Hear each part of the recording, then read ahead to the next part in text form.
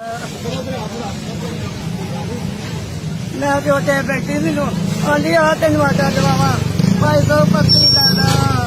सिपाहियों का चलो चलो पीछे उन्होंने लगी कानी खिंच के लै गई वो फिर कितने चल गई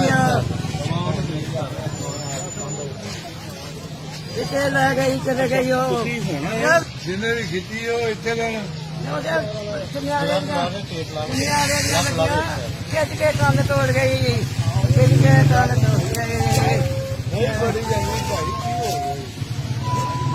ਉਹਨਾਂ ਨੂੰ ਖਿਆਲ ਚਾਹੀਦਾ ਨਾ ਇੱਕ ਸੋਏ ਵਾਲੇ ਕੋਲੇ ਕੁੜੀਆਂ ਹੱਥਾਂ ਦੇ ਹੱਥ ਮਾਰਨ ਦੀ ਨਹੀਂ ਉਹਦਾ ਧਿਆਨ ਨਹੀਂ ਮੇਰੇ ਵਿੱਚ ਸੀ ਮੈਂ ਕੀ ਕਰਨਾ ਮੇਰਾ ਕੰਨ ਵੀ ਤੋੜ ਗਈ ਜੇ ਮੇਰਾ ਕੰਨ ਵੀ